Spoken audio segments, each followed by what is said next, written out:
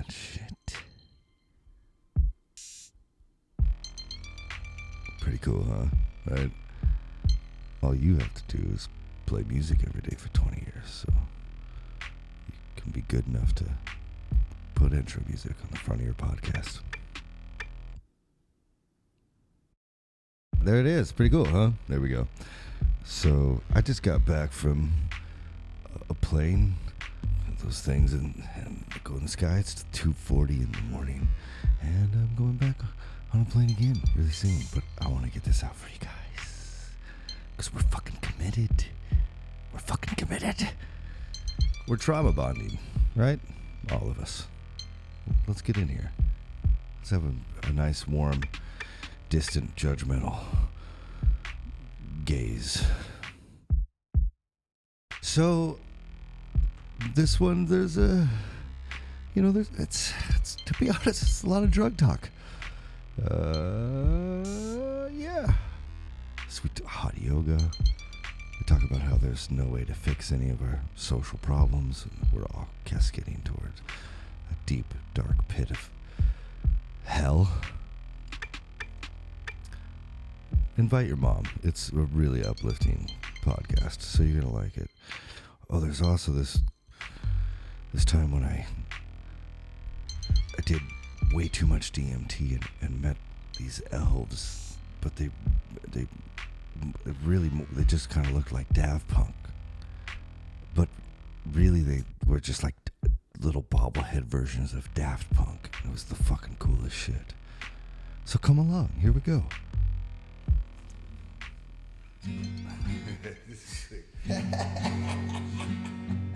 Let's get high, read the Bible, let's get high, read the Bible, let's get high. What? What? Gotta get your heads right? Let's see here. Ageism. Yeah. It's kind of fucked up that, we're so fucked up, Leif. We are. Yeah. I mean, the whole fucking thing is fucked. I mean, we should be a matriarchal society. The women should make all the fucking decisions. We should be the oldest people. I mean, I understand. It just changes so fast now. There's just too many people. I think I might be with Bill Gates. We need to, cut the population by a third, maybe. But not the whole world, just like the cities. Maybe we should just kill everyone in the cities. That's you and me. Well, let's move first. Let's move first. First we move. First. Then we implement. It's Switzerland for us. Yeah. My buddy is lives in Sonoma. Okay, something else that sounds a little douchey. Yeah. Just saying those words, it sounds a little douchey. You like turquoise? Right. He's actually a punk rock guy, and he just sweet. fumbled and stumbled, and all of a sudden ended up with this house with no mortgage in Sonoma. Yeah, and then did a bunch of work to it. Now they're thinking they're going to cash out and move to Portugal. Really? Apparently, Portugal has the easiest path to emigration into the EU. You don't even have to. You have to, if you buy, and it's like you buy. If you spend a certain amount in the city, you don't even have to be there for it's not very many days a year. Really? That you have to be in the city, and you can go live somewhere else. You just have that property. If you buy it outside the city, you have to be there more days. Okay. Yeah, it's really interesting. That is really interesting. Are you thinking about dual citizenship a lot? Well, I don't get it. I mean, you get it, right? You can have it. Yeah. So I've been thinking about it. Yeah, you should. It's the Scaffolds. That's the name. That's the Norwegian side, yeah. But I realized it only takes one. Let's get high and read the Bible. It only takes one toke for me. One toke? That's so cool, though. Yeah, and I was looking for caffeine upstairs, and there wasn't any. And I'm like, fuck, I don't have any caffeine in the house. Although I'd have to make a pot of coffee, which whatever. And then, oh, you know what? Actually, that's not true. There's a little Keurig thing right over there. But then I'm like, what do I need coffee for? Just smoke that sativa you were on the other day, and you couldn't shut the fuck up all day. It's like, oh, never mind. Leif's way ahead of me on this one. Like, yeah, we've outsmarted me. Yeah, it was funny. We were coming back from class, hot yoga, and she, my girl's like, "Well, what do you got going on today?" And I'm like, "I got to get high and read the Bible." It's just the funniest sentence to say out loud, man. Yeah, that's true. Yeah, the sativa, coffee, whatever the fuck you need, though. Yeah, you know what? I totally forgot. I'm gonna fire up a cup of sativa coffee. So check it. Yeah, this Bible's not gonna read itself.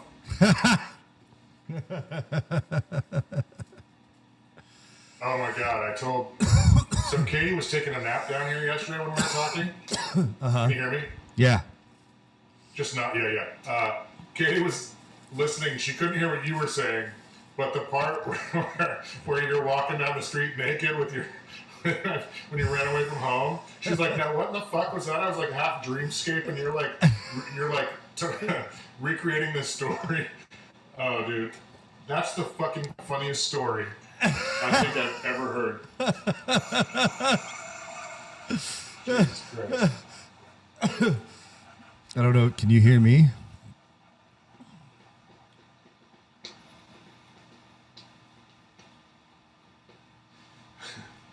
Well, they're gonna kill me. Gotta run away from home.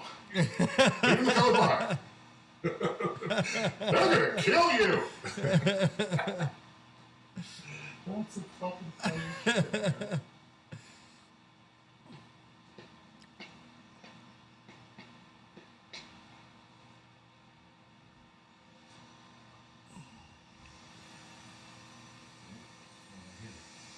What's going on here? Why are you still...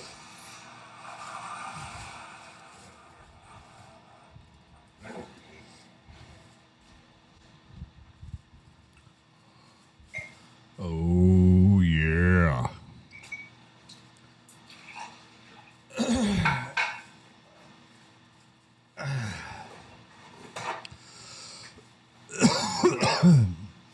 My cup of coffee has turned into a little bit of a science experiment for us. Sweet. No one's been down here in quite a while, especially not to use the coffee maker. And it's one of those Keurig ones where you have to put, the water in. And I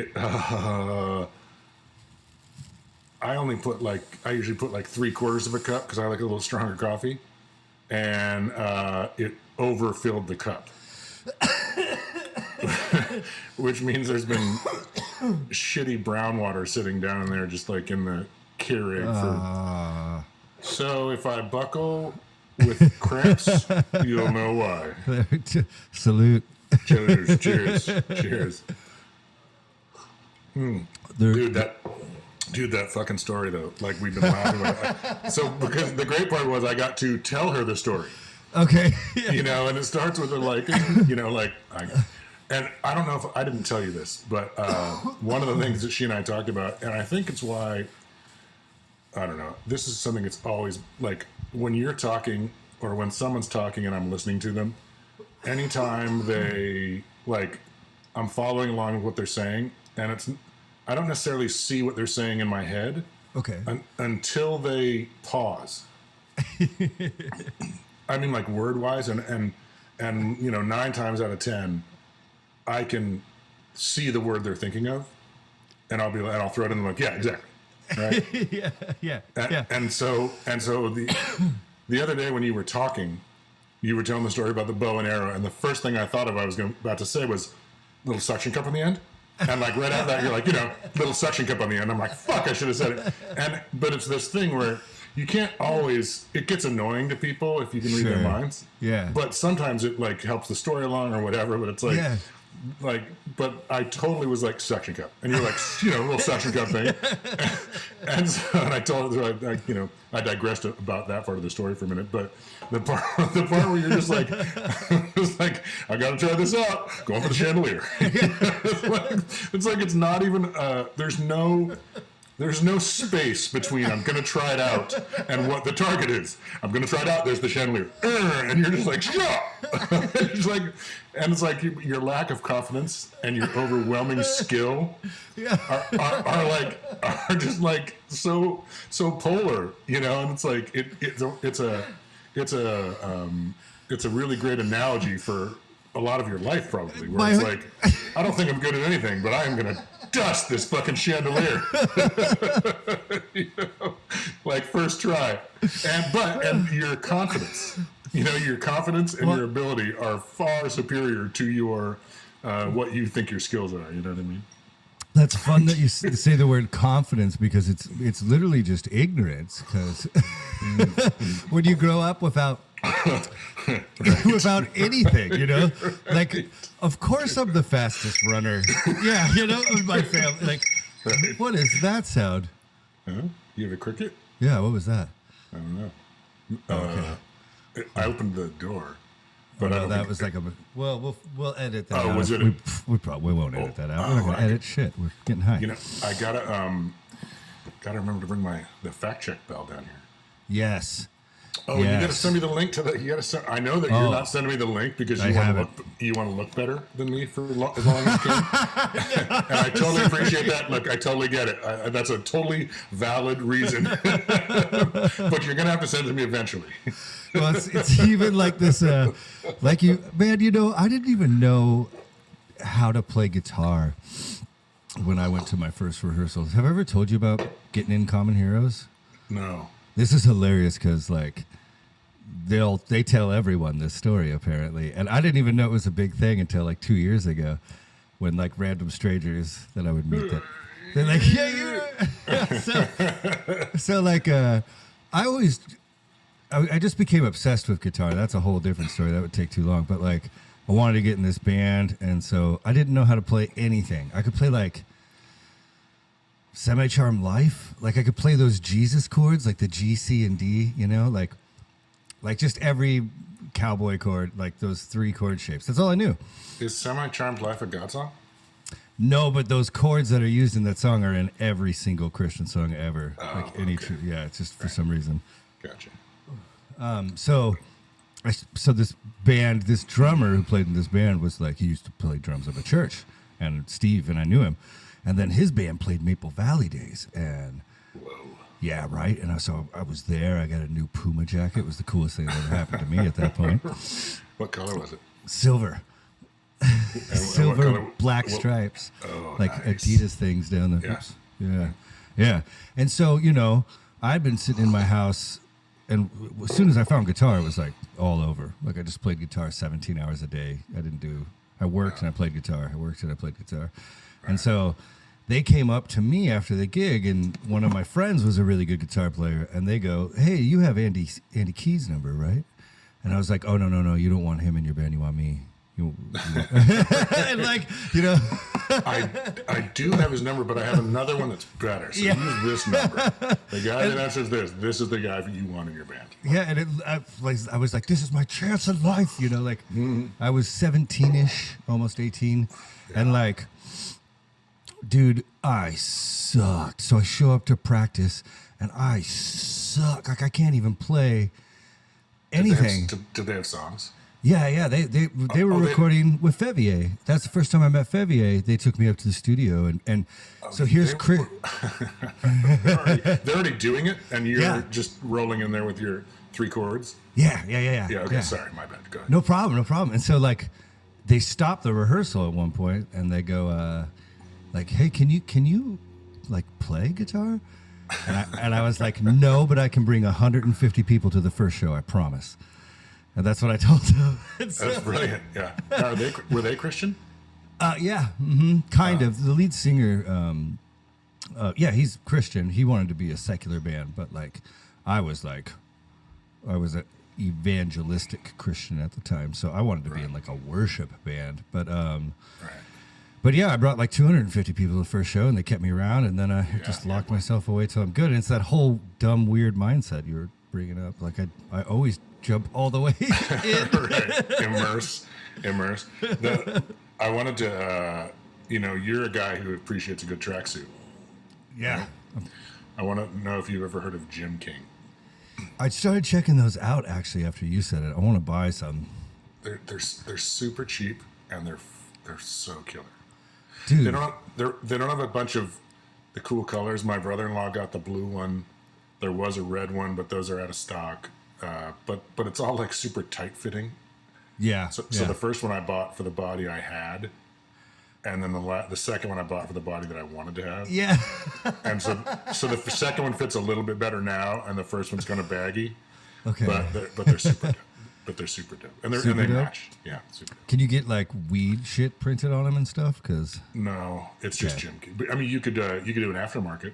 You could do a custom job. I think I need to get. Yeah. Yeah. Or we could get matching ones for. That's what I'm thinking. No, that's what I'm thinking. Yeah. Okay. I'm gathering. I'm gathering what you're scattering there. Yeah. Yeah. Kurt, that'd be rad. You know, they're like, you remember that Flying Burrito Brothers album, the Graham Parsons suit with the weed leaves on it? Do you remember that white suit he wears? Barely.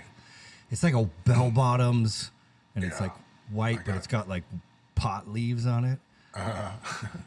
You want that? So badly. Yeah. Like a tracksuit version? That's what I was just thinking. Yeah, man. Yeah. So we'll have to pull that up and see if we can get someone to fashion us. Because there's, you can get people to make you clothes. You can go down to like the tailor, say, hey, make me this. There's a woman up on anytime I have anything I need, a button fell off. I take it up to this woman up on the street. What a skill.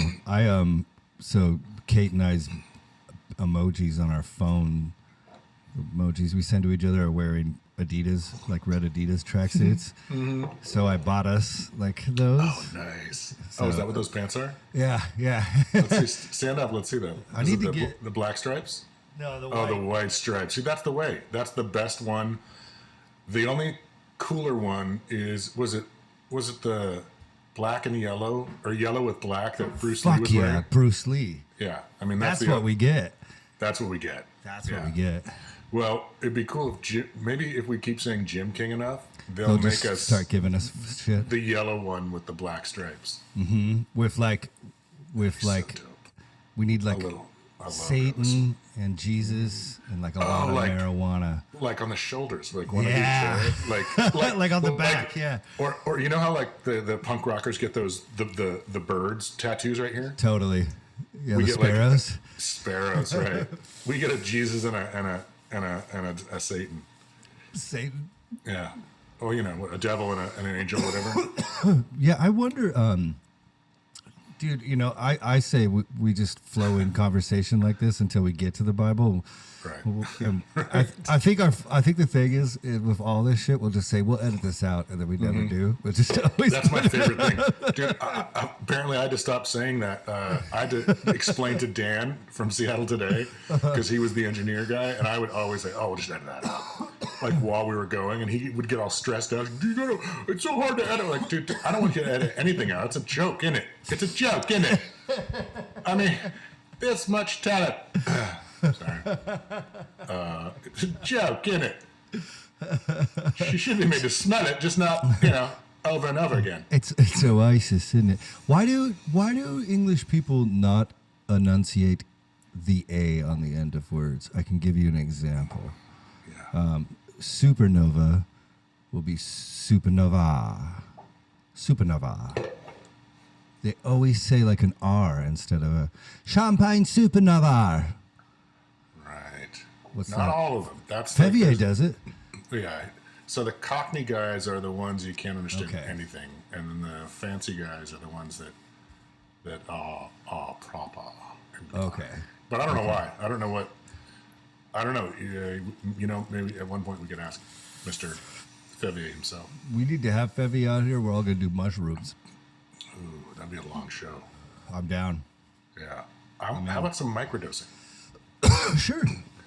I have this giant. I am. Let's see. I don't have it anymore, but I had this giant freezer bag of blue Cubenzas. Like they were like the creepiest, coolest thing you've ever seen. And it sat in my refrigerator for about a month and a half, and I sold it to my brother-in-law. and now it's in his refrigerator. I'm sure there's Oh. still like 1,000 left. We should just put them in our bodies. Food goes here. But I want to try microdosing. But we want to, dude. Yeah. Why are we fucking around with this mamby-pamby shit? When are we going to do DMT?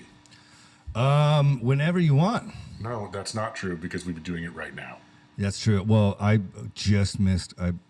I Sunday I skipped out on a social event because I was too tired. And my buddy who planned the social event texted me. He's like, "Dude, I brought the DMT for you. Why didn't you come?" And I was like, "Ah." Is he? Sad. Does he know where I live? Yeah, I don't want to say his name, but you know this guy. Oh no, that was mostly a joke. I was like, Okay. Can you tell him to come over here right now and drop it off? Have you ever done it? Never. You know, we've talked. Okay, about this. yeah, I couldn't remember. Yeah. I couldn't remember. Oh, no, we talked all about it, and I totally want to. It's on my.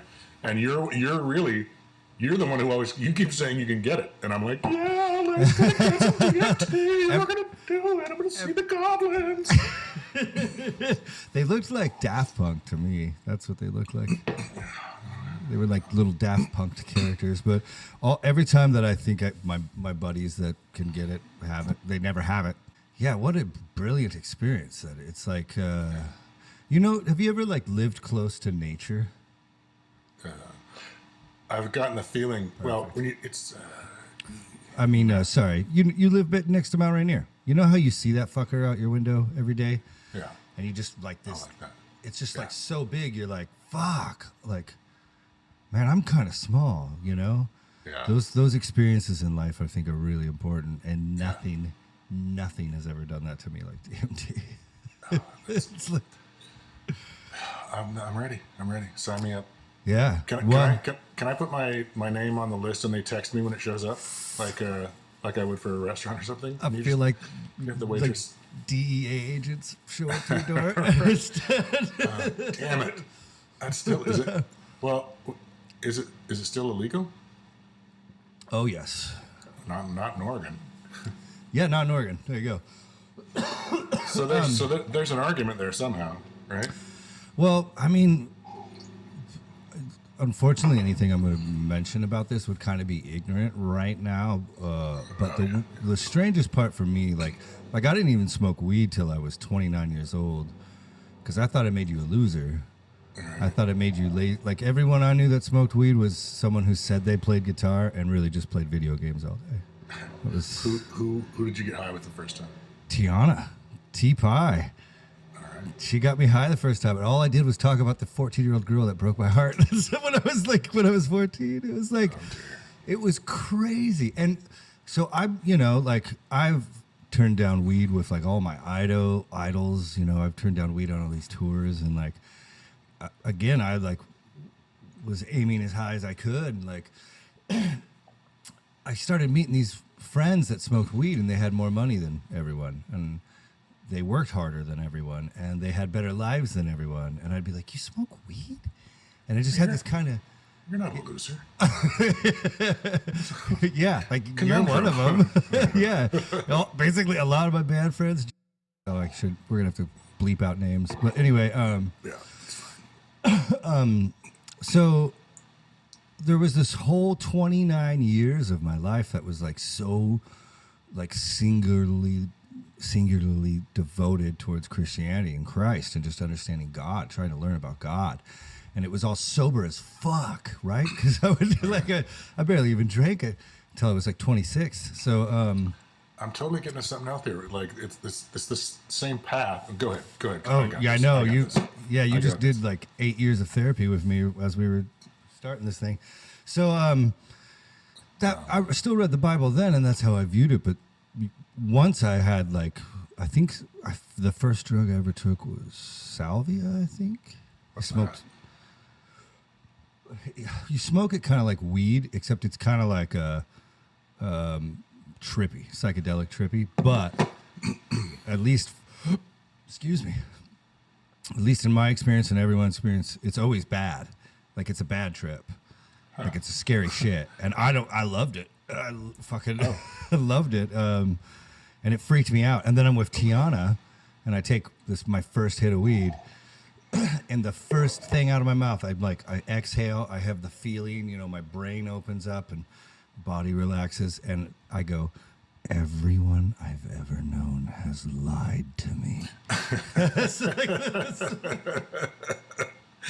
Yeah, it's a bummer. And you talked about last time. You talked about waiting until after you're married to have sex, and what a raw deal that is, and what a and how it could have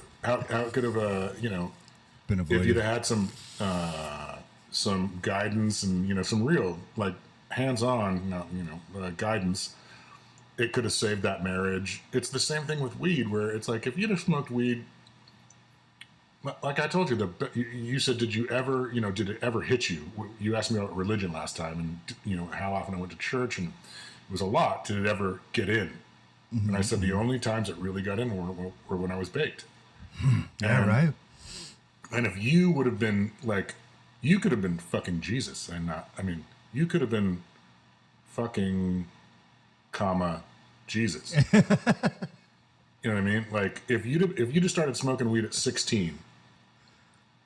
If that had been if that would have been green lit by your parents and if they were that sort of you are so smart and inquisitive and open that imagine how far up religion's ass you might have gotten further up than anyone ever and started making real sense about it and maybe done some real good where it's start your own fucking church or whatever it is, if you had that kind of expansion of your consciousness early enough that you could start making your own decisions about what you were reading and what you were studying and Yeah.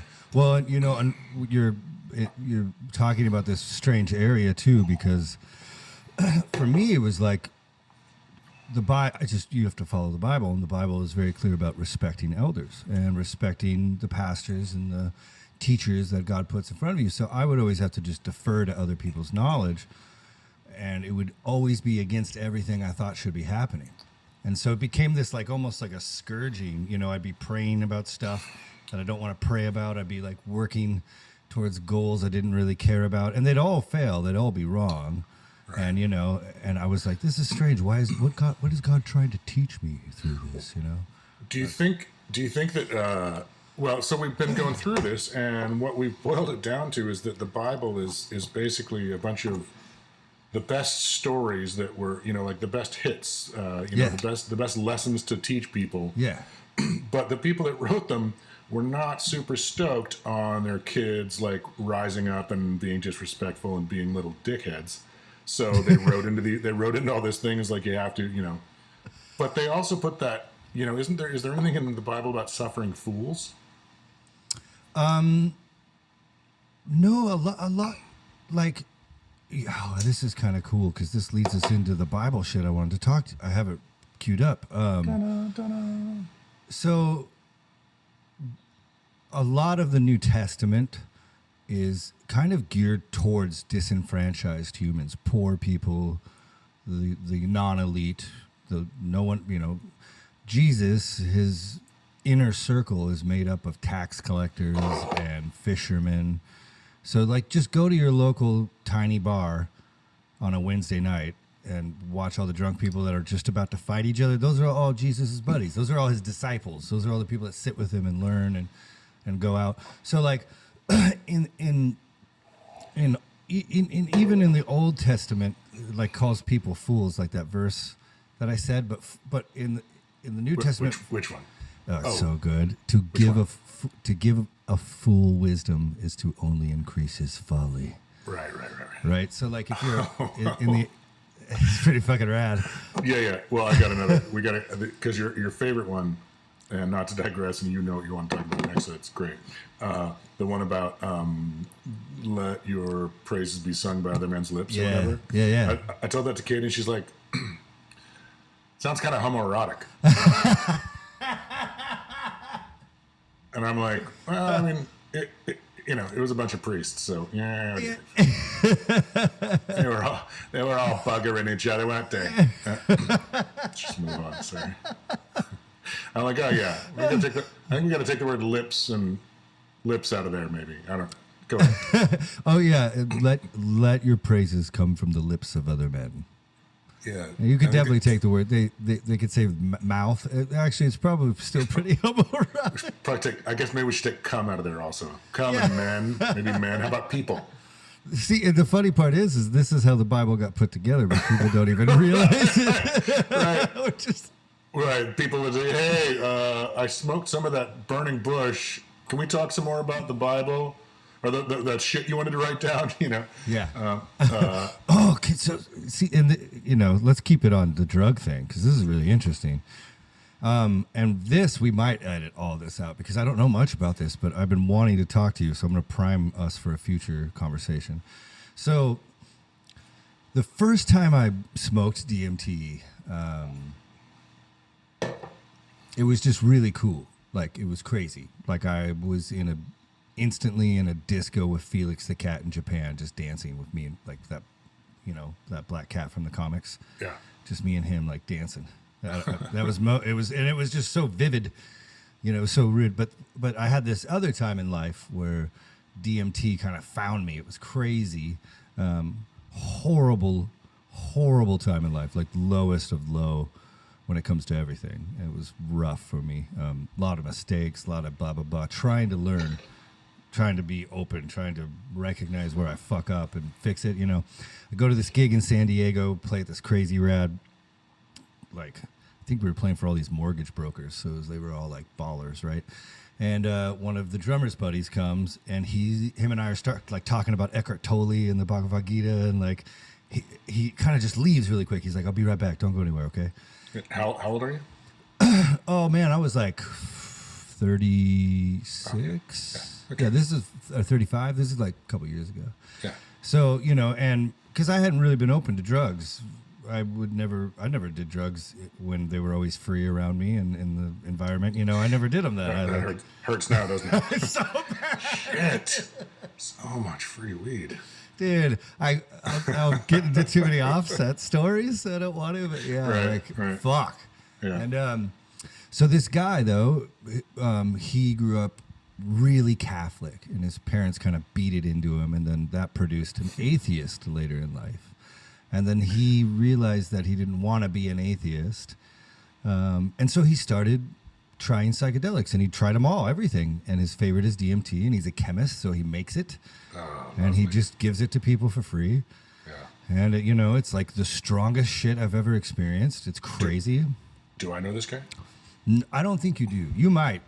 Let's change that. Yeah, let's change that. Yeah. I don't want to say his name. No. But, yeah. No, they don't get overrun by requests. We don't want to do that.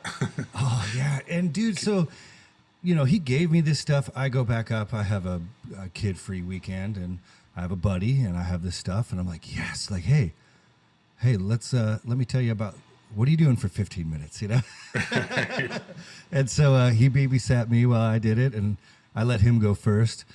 And when so he goes first, 15-minute trip. It was my turn. I took 14 hits of this shit. So I don't know if you know about that, but like it's a lot. Like I just heard you're supposed to take 3 giant tokes. Yeah, if you're take 3 giant tokes. You're all the way there. If you can get that many in, it's yes, sir. It gets hard to get them in. You definitely can't. You can't hold a pipe. I'll tell you that much. You're not going to be.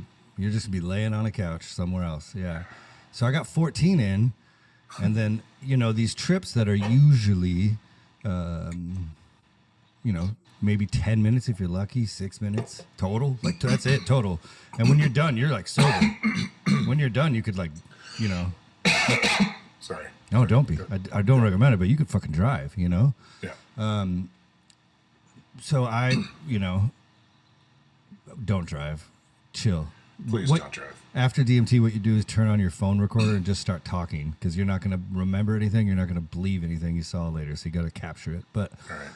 So after these 14 hits, I was actually in that spot. I was under for 55 minutes. My friend put a timer on, luckily, when I went under. And so I had a hour-long DMT trip, and it was fucking crazy. It was fucking crazy. And you get caught up. You go through, the experiences I was having, as I was having them there, I was like, this is just like the Bible. It just freaked me out because I was like, whenever you read in the Old Testament about these prophets who like get caught up into the seventh heaven with God, who get caught up into the third heaven, Right. The stories they tell are like, you got to imagine back then they're using words that they don't have. They don't have words for clear streets, like translucent this. They don't, and Yeah. it just sounds like a trip report. And then this is going to lead me to this book, The Immortality Key, you have to read. Okay. And this, it's all about drugs and Jesus. And there's this famous dude in the Bible we talked about last time named Moses, right? Yeah. I've heard of him. He had a couple had a couple good size hits. Good. Yeah. Immortality what?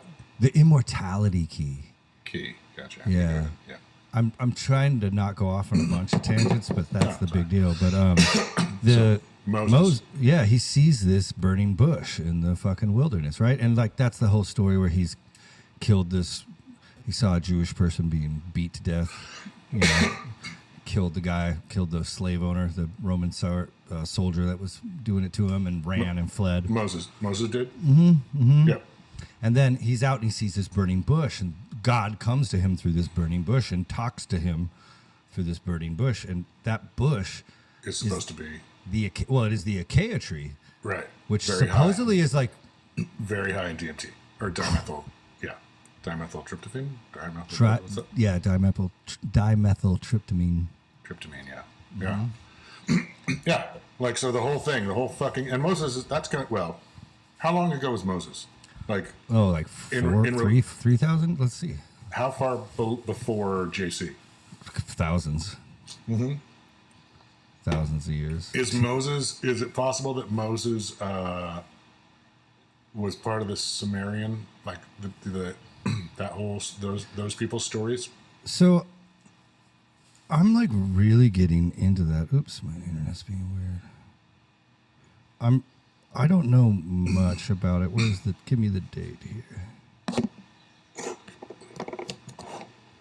Let's say wind 1391 to 1271. BC. So that's a long time. That's a long time ago. And what was the question you asked while I was looking that up? I'm sorry. Is it possible that he's part of the Sumerian story that was kind of co-opted by everybody? So 99% of my knowledge base of the Bible comes from Southern Baptists. So I'm really good at understanding that doctrine, those creeds. And when you grow up that way, even though you don't want to think so, they don't let you think openly. Like we can't. There's certain books you can't read. Like my pastor would always tell me, you can't tell a counterfeit dollar bill by studying the fakes. You can't tell what a counterfeit bill is by studying the fakes. Being that like you study the Bible and then you'll be able to tell that all those other books are wrong. It's really I wonder who said that to him. You know what? He totally lifted that from somebody. That wasn't original. What I mean? It's like, dude, that's all of Christianity now. Is like that's the whole thing. That's boosting after boosting after boosting. The original TikTok, dude. The copyright ripoff. The original plagiarist. Yeah. So back to your question, kind of what I'm finding out through these new books that I've been reading and like just fucking freaking out on. I just don't understand them all yet. Is that Sumeria really influenced a lot of Judaism, and that Judaism is what Jesus was a Jew, right? So I think you have to say that. Like this leads me into this exact thing. So I have a verse pulled up here that always used to fuck with me. Cool. It's really weird. Okay, so let me try to set this stage. So Jesus is like Jesus at this point when I'm going to play this. He's like, hey, do me this real quick. Let's bookend it. Read it. Oh, here we go. Then explain it, and then read it again. So I have this funny thing that I was going to do with these. Yeah. And let me just start it over from the beginning. I was going to put this through like a really crazy filter so the voice is all fucked up and low. So I might do it still. But we're going to start here. Matthew 5. Can you hear this? And seeing the multitudes, Yeah. he went up into a mountain, and when he was set, his disciples came unto him. And he opened his mouth, and taught them, saying, Blessed are the poor in spirit, for theirs is the kingdom of heaven. Blessed are they that mourn, for they shall be comforted. Blessed are the meek, for they shall inherit the earth. There it was. Right there. Blessed are the meek, for they shall inherit the earth. Okay. Okay, now this is fucking, fucked with me. Matthew 5? Matthew 5. So, you actually can find this in a couple of the Gospels, a bunch of them. It's called the Beatitudes. It's a very famous sermon that Jesus gives. And, this is where he goes through and he's teaching like this huge crowd of people. Blessed are the poor. Blessed are the peacemakers. But this word meek, blessed are the meek, for they shall inherit the earth. When I was in church, I would always just think of like Bill Gates or like whatever, super nerd that was on covers of magazines. I was like, that's, like what? Okay, I guess. But apparently in Sumeria, they have a slang. They have this like term for a badass. So like, let's say Jason Momoa like walks into town, like whatever the Game of Thrones character fucking was, right? Right. And he's got like this huge fucking sword that he's like battled thousands of battles with and killed all these fucking people with. And he's at like his bar and someone starts lipping off and he doesn't take it out and cut that guy's head off. If someone starts freaking out, being a dumb, and this guy has all the power in the world to just crush his face and kill him, but he doesn't. And that person would be a meek person. So someone with a large sheathed sword was considered a meek person. So if you think of those sayings in that way, essentially like if you are in touch enough with your evil side to accomplish what you need to accomplish, to do the thing, if you've won those battles, but you can hold back, but you can still be good, the earth is yours. It's really interesting compared to just like someone with no upper body strength, Right. like, So someone who is turning the other cheek is yeah. meek. Mm-hmm. Mm-hmm. But is it, so? And the slang is you have to is the sword part built in? Yeah, it's he who has a large sheathed sword, and it remains sheathed. Sheathed. So they are meek because they didn't take it out and slice the jackass's head off. Yeah, and that's a positive. Yeah. Yeah. Right. For society, because Right. we're all jackasses at one point. Right. And is the guy with the sheathed sword is it built in that he's a badass? Yeah. So that he obviously has a massive sword. He's earned that over time, right? Because people don't have massive swords who aren't badasses. Because then they'd get somebody would take it from them. Can't even wield it. Right. Have you ever swung one of those fucking things? Oh, right. Okay, yeah. So if you have a massive sword, you are necessarily a big dude who's swung his sword around. Okay. Or right. girl, Yeah, sure. It's not yeah, fair enough. Warrior. No. The Bible's way too sexist. Yeah. Right. Okay. And that's the meek. Those meek. The meek who turn the other cheek, who could have sliced you in half, and they're like, man, I'm good. Yeah. All right. I mean, And when did it, so it fucked with you until you figured that out? This literally, this happened a year ago. So, when I wanted to do this about 2 years ago, when I started wanting to try to do this, I was like, I got to fill in a lot of my holes of my knowledge of the Bible. So I started reading the Bible again like crazy, just studying it every morning, a couple hours. And during one of those sessions, I found this little article about this. And I'm like, that is so interesting. And, that... Did you find it in, is it Sumerian, it's Sumerian slang and that's in the Bible? I mean, you found in the Bible that there's this term that's Sumerian slang that's called meek? I've heard this story a million times, especially around like Easter and Good Friday. Like they'll do a lot of Jesus sermons, right? And this is like a sermon from Jesus, supposedly. Now, obviously, anyone that was at that sermon was dead for a very long time before this was written down. So we got to cut it straight. But I've heard it said so much, and like many other things in the Bible, like if you read the Bible a lot, you will find contradictions. And if you're taught that they're not there and they're not real, it fucks with your mind because you're trying to put these two pieces that don't agree together. Right. And now I'm thinking about that, so I lost your question. What was your question? I was asking if you found in the Bible, where did you read that meek was slang in Sumerian for one of these Sumerian books I'm reading? It could. Okay, that's that. I'm not sure because there's like 4. I'm reading this other one where it's just only about the scribes, the people who copied the Bible, and only about all these cases of how they messed up. I didn't know this, but do you know what the qualification was for some scribes in some areas to be a scribe? Do you know what a scribe was? I should ask that first. I would imagine someone who could write. Well, yeah, someone who can copy. So, let's say you're a rich person, you need a receipt made. And they don't have those things back then, right? But you need to make sure that this person forever knows you gave him 50 sheep. So you go in the town, there'll be a scribe, someone who can usually read and write, or at least copy. But in many cases, the only requirement to be a scribe was to just sign your name.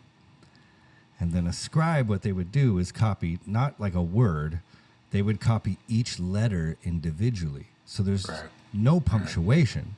So what it is all the letters that make up all the words just thrown on a page together in the order. So by someone who can't read or write, who can only write their name. That's their full requirement. They just copy what they see. Right. Huh. All right.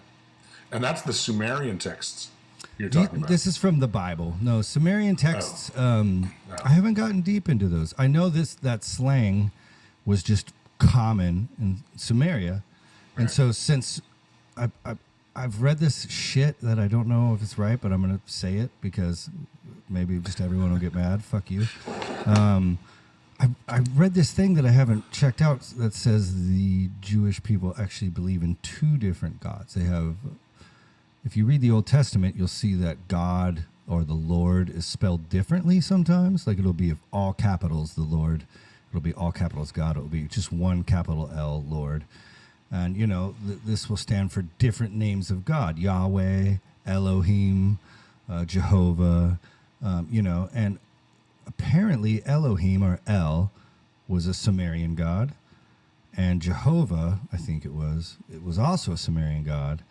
And so this article is saying that the Jewish people took these 2 different Sumerian gods and made one kind of out of it over the years, and that's Jehovah. It saves a lot on pedestal space. Can we just, we've got so many fucking pedestals. Can we just have one guy? We have one guy, one pedestal. That's really funny because that's kind of what happened. I think maybe they understood that these people that they're worshiping were figurative. And so, it's okay to take 4 figurative cookies and make it into one figurative cookie. We're not going to actually eat the thing. It's just an idea of a cookie. That's what set the Jewish race apart. Is they we're no, there's one God. Everyone says there's all these gods. There's a God for everything, right? Right. But the Jewish people are no, there's one God, and he's really jealous. He gets pissed off when you worship other gods. Now, when did that start? Who's the first guy to say that? Maybe Moses? I don't know. It's all from the Bible, though. I do know that, I believe that basically when Jesus Christ comes around, it's kind of the first and biggest and best of that idea sticking. One God. Before that, it was... But it wasn't, by any stretch, the first time. Well, that's the problem when they burned the Library of Alexandria. We have like hints of all these old religions in like vases and different like altars and stuff, but we lost every piece of information about them. I don't know if the part I think it was in the first one we did, and I don't know if we're going to ever do anything with that one. But it's going up. Okay, good, because I want to reiterate that I want to be at the front of the crowd that are saying, I bet you any amount of money the Catholics have all of the books that they said were burned in the Library of Alexandria. I watched those movies, by the way. What movies? Those movies I've never been able to watch because they were not Christian. What is it? That guy that my parents say, Dan Brown, the Da Vinci Code. Yeah. Did you watch them? Yeah. They're great, aren't they? Dude, it was weird because have you ever heard that theory about like 2012 and the Large Hadron Collider coming online and that first particle acceleration exploding us into a different universe, and that's why everything's weird now? There's like whole churches, I believe, built around this concept. It wasn't weird before? No, we run like I mean, dude, I know it's annoying and I don't blame anyone who thinks anything they want to think, but how Donald Trump get voted in by Christians? How'd the grabber by the pussy guy get past like the radical Christians? You know, that's weird to me. That freaked me out. Like, and I might have a very Southern Baptist narrow view from my upbringing and the places I've lived, but that's a weird reality to me. Yeah, but the problem is that those people, those Christian fundamentalists you're talking about, are the same people who grab people by the pussy in church. And like they just do it in church, and they're like, well, that guy's okay. He's like they're chauvinists. Like the people who vote for Donald Trump are chauvinists for the most part. And they're women and men, or they're. Well, I don't want to get into. This isn't a political show. We're not talking about politics. No, I don't give a fuck. But we are talking about religion, and I think that if it comes as no surprise to me that the religious right got behind Donald Trump, because they're all about controlling women. They're still to this day, that's they want control of people, and compliance, and as long. Perfect. Yeah. Compliance. And as long as Trump is pretending to be on their side, then the president's on their side, and their agenda doesn't. As long as their agenda is being tended to, they don't care who that guy is. They don't care who that guy is. Obviously, because they got with the monkey. It's like they got the fucking clown guy it's just the craziest thing that ever happened. It is a crazy thing, but I just see it as a total that crystallizes how little they care about who it is that's pimping their wares, as long as you're pimping their wares. I've got a weird theory. I wonder if I can. Here, let me take it. What were you? But what you were starting to say the collider and the 2012. Like what prompted that? What were you talking about? What? We're on different. Because it's in that movie. Because it's in the Dan Brown movie. It's that whole thing is the Large Hadron Collider. Oh, the second one with Ewan McGregor. Yeah. I fell asleep. I didn't finish it. I'm gonna try to today. But what prompted that is you're talking about control, before, and or maybe we should just talk about that because, in Jesus' time, no one could read or write. No one. Not really. No, the upper elite are some lucky children of, if you were some slaves even, right. their masters were nice, would teach them, but 80-90% of the population illiterate. That's just the way they lived, right? They don't have writing. Writing's new. Right. And so that's something to think about. And this access to God through these books, because Christianity, even Judaism doesn't start out that way, but Judaism becomes that. It's a religion of the book. They read a book, they worship the words, they talk about them. But really, what's happening is that one or two people read the book, right? The priest is the only one that can read the book, right? And so he's telling it to all the people. And What do people love power? When someone gets a little bit of power, do they ever give that fucking away? No. So you see this happening. Oh yeah. What? Oh no, that's just it was a thought that I wanted. Well, that's what I was going to say was that like it's you were talking about, people don't talk on the phone anymore. People don't really. It's yes, people are illiterate, but people are socially illiterate now because they're not, and especially after even before this past year, people are more socially illiterate, like and they just look at Facebook as the way that's how you're supposed to be social now. Like that's where people. What's that? Yeah, but you think about fashion, and this may be a stupid tangent, but I'm going to go anyway because I smoke some weed. Fashion is so strange now because there's nothing that's geographical. Nowhere is different. I was reading that Steve Jones's book, Lonely Boy. Cool. And he talks about going to New York for the first time and how it was different. Yeah. And it was kind of a shithole, but it was different, and it was just different. And he says, it's not like now nothing's different because the internet, everything you see, everybody else sees. Whereas like when you're in New York in 1972, you have to be in New York to see that. You have to see, if you're in Japan in 1989, you have to be in Japan to see that. Yeah. No Google Earth. Yeah. Well, and also no Instagram where you can see what people in Japan are wearing. Yep. No videos of being turned on to stuff. It's like if you wanted a record, you had to go find it. We would go to Japan the first couple times, and there was this place that had all of these bootleg videotapes of shows, and we'd go there, and like if they have one of yours, they'd let you have pretty much anything you wanted in there as long as you didn't bust them.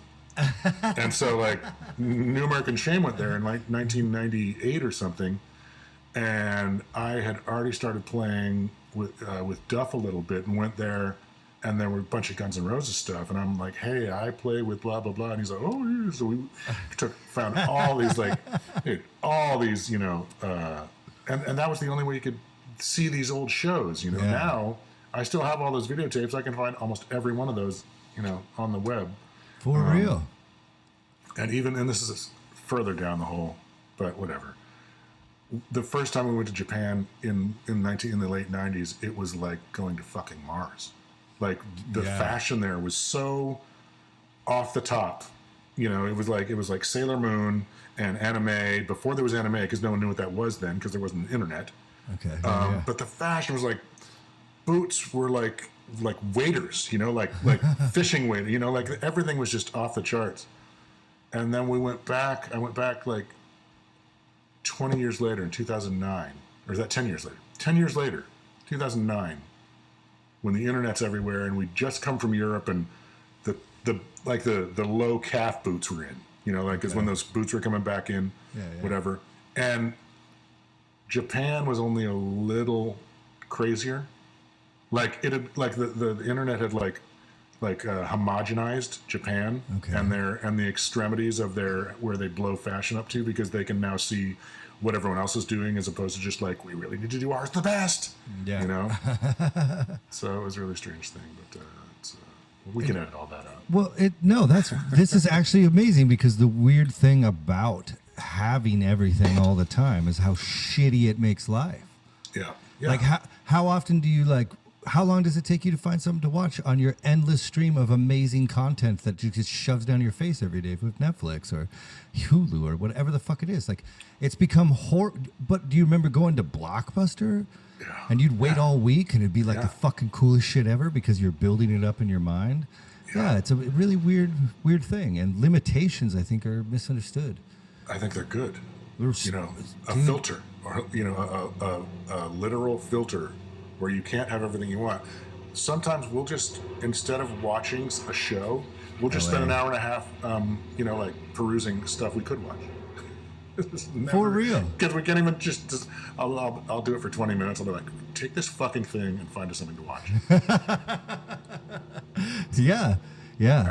There's not one thing in these 10 million choices that I want to watch. the funniest thing is this was a big part of that crazy like transformative DMT trip I had. Yeah. Because when I was there, I was essentially like when I was on this crazy trip, you get to be anything you want because it's everything, you know. And so it's like I would go be a farmer for like a couple of lifetimes. You know, it's like, and it's like a long time, and it's not hard. It's hard to explain because it's not like you're not like human. Okay. But as this was happening, this voice always speaks to you over there in epiphanies. So you don't hear an audible voice. It's almost like you remember a realization. And you hear the voice in your head, but it's just like comes to you like an epiphany. It's really weird. And it was. And would you describe it like you're a consciousness, or I mean, no. do you have a form? Yeah, you're looking out your eyes. Right, but do you have a form? Are you sometimes? You're not human. Yeah. Sometimes, yeah, but most of the time, no. You're just looking out. Most of the time, you're just in this observer effect. Yeah. You're just observing, and this voice came in that was like, "Isn't it kind of boring, being everything all the time? Isn't it kind of boring? Infinite power? Isn't that kind of silly? Isn't it fun now to go? Because as you're like." Sobering up, it's like waking up from a dream. And I remember being like, "Oh, I have to go be Leif again. That fucking sucks," you know. Not that guy. I was super bummed out, and I'm like coming back into my body. I'm like, you know. And it was like it left me with this thing. Is like just remember how great limitation is, and then just put one foot in front of the other, you know. And since I had that trip, my bank account has grown. Like everything in my life that was broken has been completely fixed like 8 times over. So like, nice. I didn't say that before, but it was the most positive experience I've ever had. Like I make more money. I have better friends. Everything. I make my bed in the morning, you know, it's all from that. Well, and if we're talking about Moses, you know, standing too close and getting a bunch of deep hits off the burning bush, it's like that, you know, or whoever it was that Moses was based on, if it was an earlier character that was, boosted from a previous religion, whatever, they had this transformative experience that you're talking about. And that's not so hard to believe. Why do you got to make it this fucking bullshit thing where we're in charge of you and you have to live by these rules? That's not what it's about. You know, it can't be what it's about. And that's why I say we're so fucked, because we're so far down the path. We're so far off the path. You know, it's like it's not a path that we were supposed to be on. That's why I just think it's cycling. It's like it's so money driven and so we don't see the stars. You know, you never see the stars. You know, it's like you never. Do you know? Can I tell you something? I have no idea how to get this to him, but we need to like petition Neil deGrasse Tyson to set a national holiday where we turn off every light in every major city for 30 minutes at like 11:30 at night on a moonless night. And everyone just needs to look up at, you know, when you can see the Milky Way and shit. Yeah. People need to see that. It's so, your mind gets blown. Like that's a psychedelic trip in its own. It totally is. And if you imagine being those people who were doing psychedelic trips and staring at that, because there were no city lights, you know, it's, oh man. Well, that's why you're talking about nature. You know, when you were saying, do you live, you know, are you in nature? I thought you meant like out in the woods with the stars. It helps. And the rivers, you know, it's like it helps. You know, you should. I mean, that's how I grew up, right? Like completely in the woods, and it's strange, but like it's really interesting if you just walk through nature for like 6 hours. Yeah. And see what happens to your mental game, to your psyche. It's really weird. It's hard to explain. Yeah. You know, but even just living close to something bigger than you helps. Yeah. You know. Yeah. But it's better. Like you know, you said the mountain. After a while, it's got to be more. It's got to be something that can't get old, that you can't get immune to. You know, like seeing mountain, it's beautiful. But I don't think, if I was standing right next to it, I would feel like an ant. I mean, I know how big it is. But I'll take you up on it. I'm in We'll the have to go fucking up on city. it next time. Yeah, well, I'll take you up. We'll go shoot. We'll go blow up some tannerite. Take you do some country shit. All right. Yes, please. Yeah, it's fun. Well, is Maple Valley on the way to Mount Rainier? Well, I'm not going to say where my house is up there, but I don't live in Maple Valley anymore. Okay. All right. Yeah, Good. yeah. Do you know I'm going to Packwood tomorrow? Do you know where that is? Mm-hmm. Yeah, we're going there tomorrow. That's cool. Yeah, yeah. Mount Rainier National Park, are the one of the coolest things in Washington State is the gondola at Crystal Mountain that goes up. Because if it's a clear day, The Rainier Express. you're like 11 miles away from the summit, so you can the mountain takes up your entire peripheral vision. You know. Do you go up there? You've been up there during the summer? I try to go up there as much as humanly possible, to be honest. Even the Chinook Pass, if you go to the top, there's Oh, dude. it's so great. There's a lake up there, and you can see the mountain, and it freaks your brain out, you know? Yeah. Yeah. Well, what's interesting, my son and I drove out to Walla Walla, and we didn't have any time. We had to get there. And so we decided to take the long way, back behind Mount Rainier and that kind of whatever the highway is, basically go past Crystal Mountain and keep going. That's the Chinook. Mm-hmm. Yeah, okay. And we got out there and to that road you're talking about where everybody gets out and there's a little out, and I'm like, I've been to Crystal Mountain skiing before, and then when you get to the top and you're like, motherfucker, is that Rainier? It's like you're right fucking there. It's the craziest thing ever. So it wasn't entirely overwhelming, but I'd never seen it that close during the summer, where it's like, you see outskirts of blue sky just around here because the rest of your view is taken up by this giant white mountain. Yeah.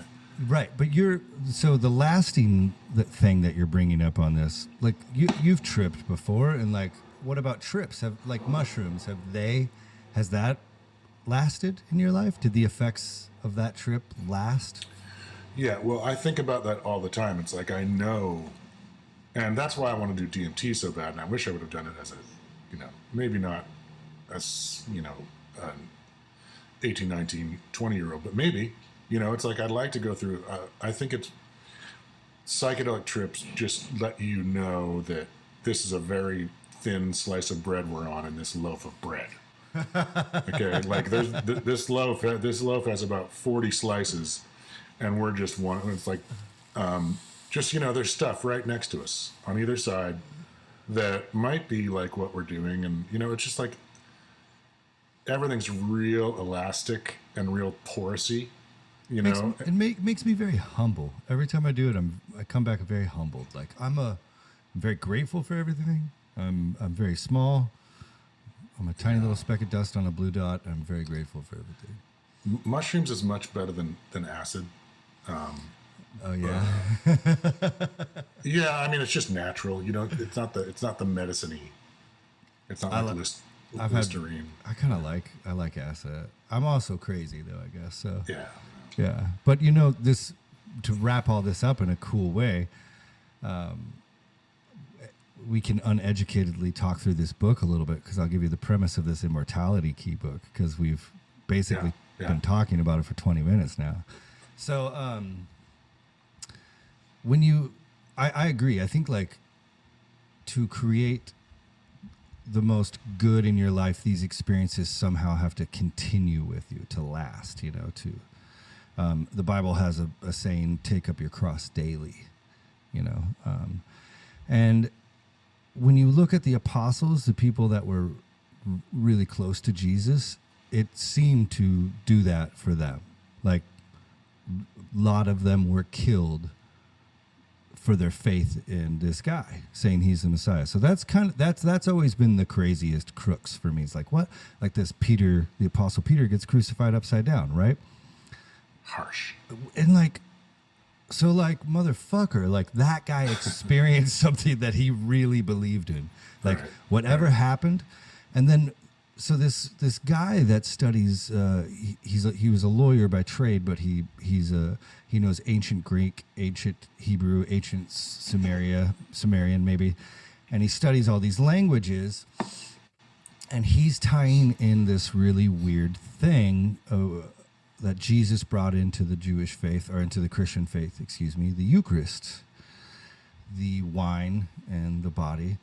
So that's a uniquely Jesus thing. That's not a Jewish thing, right? The Last Supper. Mm-hmm. Yeah.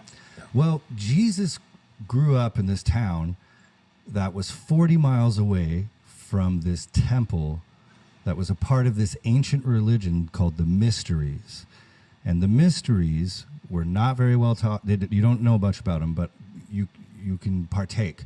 And all the elites would, many common people, but like Socrates, and, and I believe it's like you fast for like a month and then you go on this long walk to the temple, and then it's always priestesses. It's never priests. It's always women that do this. They make this wine for you, and you drink this wine, and you have a religious experience. Well, they found these vessels, and it's fucking spiked with psychedelics. What? Like a lot. Like, Right. and go ahead. No, go ahead. No, I was like, I hit my mic. Yeah. Yeah, it's like, so they're finding all these vases at these sites that are obviously like people were using psychedelics in these sacraments, right? So Jesus' first miracle is turning water into wine. One, he hangs out with women. He hangs out with a lot of women, which is weird for the time. He was a fucking dope smoker. He was smoking the hookah, man. Maybe he was totally right, and he's the Son of God, and he found the pathway. He's trying to help us all. And we used to have in the Library of Alexandria all the recipes of these wines. We used to have all. Are you kidding me? No, and you got to read this book because it's all Catholicism basically stamps it out. Right. Like they basically crush all these underground churches, and they Right. crush this.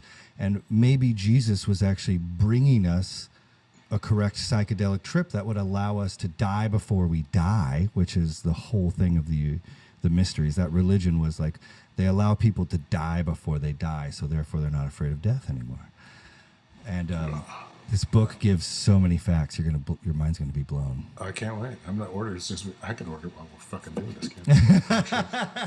God bless America. I'm on here. But I was going to say something about. Are the mysteries? Is that gone? Is there no? Are there no remnants of that? No, there's actually still temples in Greece, and they've been excavating them, and there's like more and more coming out about them. No. I mean, can you and I go do this month-long fast and then go on the walk and see the girls? No. No. All right. No, but maybe it needs to come back. Well, and it sounds a little bit like a shaman thing, like a peyote, experience. Did you ever get into? Maybe we should what? Maybe we should go down and have a shaman experience. Oh, if you want to go to South America, I'm down. Okay. If you want to, so is my girl. So we could take the ladies. Yeah, that'd be awesome. And tell me the name of the book again. The Immortality Key. Immortality Key, first one that comes up, motherfucker. Yeah. Audiobook, no. Book. Yes, please. I like to read books. I like to read words on pages. That's why you're so eloquent. I don't like people yelling at me. You could turn it down. No, I can't. I'm deaf. See, so if I'm gonna have an audiobook, someone's gonna be yelling at me. Sorry. No, I understand. I do only audiobooks. I'm sorry. This is the key to immortality. Let me find the author's name. He's great. I don't think this is it. This seems like a scam. It's pretty brand new, and it's in my library. Brian C. Oh, I have no idea how I say that last name. Let's just Brian C. Oh, got it. There we go. See, I taught myself to read by reading the Bible, and so I'm still bad at reading. That's just the truth. I don't think it's on Amazon yet. Where did you get it? I got it on Audible. You did. Okay. Yeah, which you could download text on those, I believe. Oh, okay. I'll figure it out. This is we time. This is perfect. What are you talking about? This is us. That's all we need. Dude, it is Perfect. still global warming, still a thing. Jesus. Oh my God! So did I tell you that we bought a mister? No. You're going full Arizona. Well, the last one we did was Thursday or Friday? Monday. We did one on Monday? Yeah, we did. Oh, I've been misting all day. Yeah, so that was 106 or whatever. Yesterday was 106. Monday was 100. Yeah, the mister was the greatest thing ever. We were going to put it on the roof, and then we were like, it's going to be 105 degrees. We don't want to be on the roof. So we put it on the patio outside the sliding door and just laid around so good. That's so good. So good. Yeah, it was great. Getting old is kind of rad, even though it does suck and there's weird parts to it. But like, there's so little bullshit you have to deal with anymore. Well, that's one of the things you were just talking about. Pick up your cross every day. Immediately what I think about is like, why don't I try? I'm trying to be a better husband, a better father, and a better friend. At first I was saying it like a joke when people would ask me like, the new way to ask what your job is people say, how do you spend your time? How do you spend your day? You know that? That's a thing. No, that's like nobody will say, what do you do? You know what I mean? They'll say, how do you spend your time? Yeah. How do you spend your day?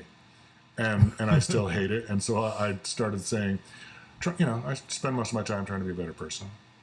Because it's supposed to be a non-answer. It was like supposed to be like, don't ask me or whatever. But then I started thinking about it. It's like when you're talking about the Bible says take up your cross every day. It's like, I'm a pretty good husband and a pretty good father 70 to 80% of the time, and the rest of the time is me forgetting to be a good husband or a good father or a good friend, and then remembering and then being a good, it's like this little, that's just the human condition. Well, yeah, but maybe I could, condition myself to have the valleys be shorter and less deep. Totally. You know what I mean? Absolutely. Yeah. The cool part about that cross analogy is like, if you think about what Jesus represents, what he is a perfect thing, a perfect human God. Well, they wouldn't say he's a human, they say he's God, but he lived a perfect life.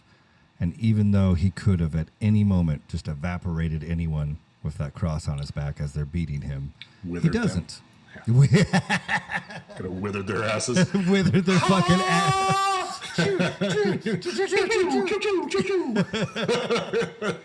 I upgraded to my laser wizard. Witherer. My laser witherer. 3000. The witherer. Laser witherer 3000. Trademark. Laser witherer 3000. Go ahead. But he does it, right? Yeah, and like, he takes all the slights. He takes them all. Well, I like to think that that's not the real Jesus. The real Jesus is actually kind of more radical, kind of more like Osama bin Laden than he is loving, to be honest. But I like the loving Jesus, and I like that guy who turns the other cheek. It seems to be a better way for me to live life. Well, would you say, as somebody who's read those books, would you say that like the Jesus who is turning the other cheek and is, love thy neighbor, is a little bit more Old Testament, and the radical one is more New Testament?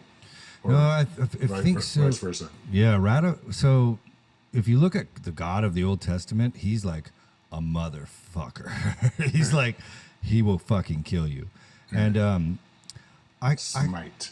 Well, like, I like the idea. So so God of the Old Testament, what if he is like the unrelenting consequence? That's what God is.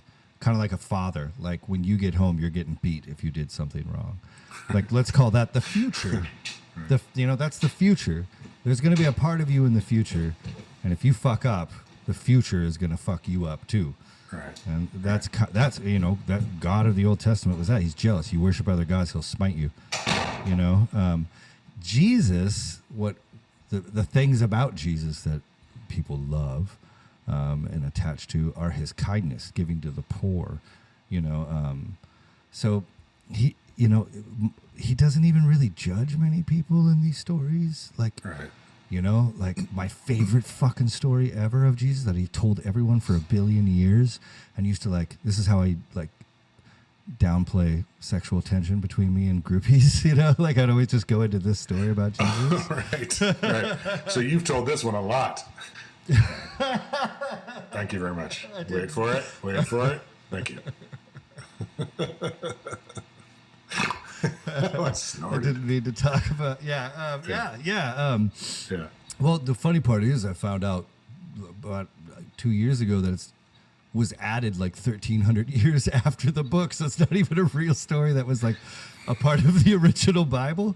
It's just like Jar Jar Binks. Jar Jar Binks of the Bible. you found out what? He's not original. Fuck. I'm gonna find the stories that get added on over the years, and that's what we're gonna call it the Jar Jar Binks section of the Bible. Totally. And we'll just highlight verses that like the 1, 2, 3. That's a good idea. Part 1, 2, and 3. Yeah. That's a good idea. Well, yeah. So Jesus is like in this story, he's teaching all these people by the seashore, and he's a rock star at this point, and everyone's listening. There's lots of people there, and this woman who's like naked gets thrown right in front of him. She's just like buck naked, like all these guys threw her down in front of him, and they go, "This woman was caught in the act of adultery. The law says to stone her. What do you say?"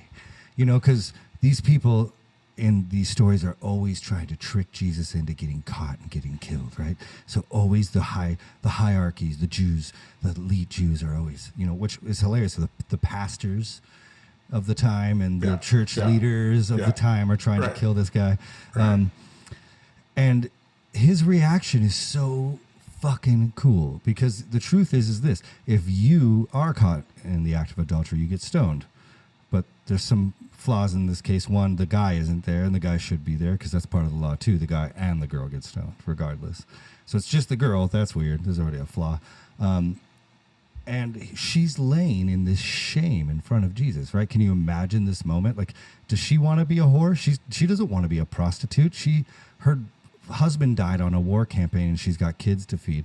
Women aren't really considered anything. She's been begging on the side of the street for months now, you know? And now here she is about to get stoned by all her people because she's just trying to fucking survive.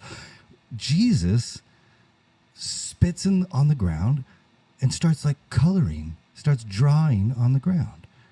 And like, imagine like everyone's like at like a Carl Sagan conference or something, you know, or like, you know, a leader of this time, someone that's really renowned, and everyone has shown up to hear this person speak, and all of a sudden he's Bob Dylan. Bob Dylan would be better. Yeah. And Bob Dylan is like taking off his clothes and like coloring on the ground to like make himself look weird. And then he looks up and he says, "You who are without sin can throw the first stone." And then he just goes back and starts coloring again. And then everyone like sits with this, and they're like, "Oh my God," you know, and they just start leaving.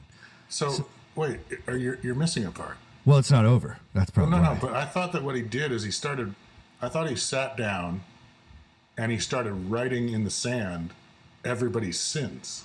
No. He does not. He's just No, he says he's not naked. That was the Bob Dylan thing.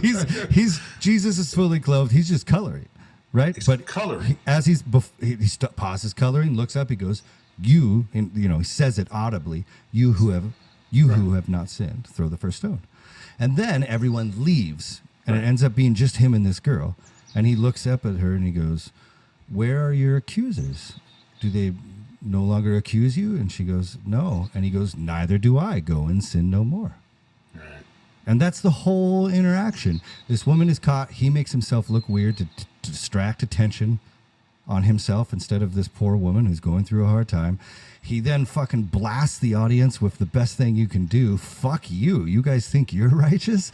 And then when that woman's there left alone, he like helps her and is like, "Hey, yeah, we all go through hard times. Just how about we stop doing that? Right. How about we stop doing the bad?" That's a beautiful story. That's amazing. Great. The Catholics told me that he wrote down people's sins in the sand. I don't like the Catholics, man. Fuck the Catholics. I'm fucking sick of this shit, Leif. God damn it, I should have read the book myself. It makes, I don't know. I thought it was a miracle because he knew everyone's, like he knew everyone's sins. So he sat there and wrote it down. That's why they left, because everybody, like, every time he'd get to somebody, they're like, oh, fuck, he's ruined my fuck that sheep again. Gotta, Fuck, I gotta get out of here before he gets to me. Seriously, yeah. My name's Bartholomew. I'm coming up quick. Right, totally. That's where I. Shit, fuck, man. It's uncool, man. It's not cool to lie to kids, man. Dude, that was again, with smoking weed. Right. I tell people all the time, like, drugs saved my life. Like, they really did free my mind to think. And it's funny because you get all these stigmas about weed, and my parents had them, and they were taught to me, and I lived by them. I would break up with girls if they smoked weed, back in the day. But like, really, it just seems to deepen this experience and allow you to be more yourself. And isn't that the entire idea of this life? Is to I haven't figured out what we're supposed to be doing here yet. Yeah, we're wrong. I know that maybe spiritually I have never mind. No, go. No, I have no idea what we're doing. I just feel like we're all doing it wrong. We're on the wrong, like, we're way off the path. It's like, it's really frustrating. Yeah. And, I try not to dwell on it, because what am I going to do? Get us on the right path? Yeah. Yeah, that's what we're trying to do. Yeah. And that makes me a little bit happy. And my wife was like, she loves listening to this. And maybe it's like, if she's into it, she's like, that's fun to hear, It's like, it's just so frustrating that we can be so wrong and have some people still be so, I don't like to use the word righteous, because it's like, it seems like it's overused, but it's not. That's the right. That's what they're trying to be. Well, fuck them, man. What I agree. are they doing? Well, that's when I spent years so afraid of this right here, because I don't ever want to hurt anyone, especially some of the rad people I've met, and I don't want to hurt them because they believe in this so deeply, and like, I have such a different. Yeah. And it's from an uneducated standpoint. Unfortunately, they've like made boxes. They've made an idol out of their own interpretation of the Bible, and then they now worship this idol they've made, in my opinion. Yeah. But we need to foster conversations, even if they're sloppy, even if they're shitty. Even we're using weed, so we can just like fucking actually be honest about everything. So it kind of sounds like a joke. Like these. Hold on, I gotta go check something super quick. Okay, I'm gonna grab another bag of weed real quick. Okay, perfect. Blessed are they which do hunger and thirst after righteousness, for they shall be filled. Blessed are the merciful, for they shall obtain mercy. Blessed are the pure in heart, for they shall see God. Blessed are the peacemakers, for they shall be called the children of God. Blessed are they which are persecuted for righteousness' sake, for theirs is the kingdom of heaven. Blessed are ye, when men shall revile you and persecute you, and shall say all manner of evil against you falsely, for my sake. Rejoice, and be exceeding glad, for great is your reward in heaven. For so persecuted they the prophets which were before you. Gotta stir my chili mac. Ye are the salt of the earth. So we get this. Salt? What's that? Oh, I was just listening to the Bible. Nice.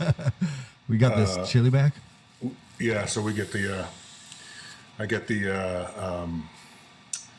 Beechers mac and cheese from Costco, the big tray, and then I stop at Slim's Last Chance Saloon on the way home and get a quart of the Verde chili. Okay. And then I make now we're doing it in the crock pot. Stick them both in the crock. Well, boom. Stick the mac and cheese in the crock pot for about 35 minutes till it thaws enough that it can fit all in there, and then dump the chili on top. That's rad. Yeah. Dude, that's what we learned how to cook through this thing. That's what we came out of the pandemic with. Oh, you and Kate, your lovely. We never cook. I always eat at gigs, Yeah. I cook. Yeah. I can wait. Yeah. Does she cook? No, we're the same thing. We don't even eat food. We'll just work all day. It's horrible. Yeah. We're working at it. That's helped a lot. I forgot where we were leaving off. We got drugs in the Bible. We got drugs. The last thing you were talking about was the just don't sin anymore. Just go and do your thing. And oh yeah, But the funny part is even that, like we said, that was not in the original copy. Right. So yeah, these go through and you can read a whole book of the Jar Jar Binks. What do they call it?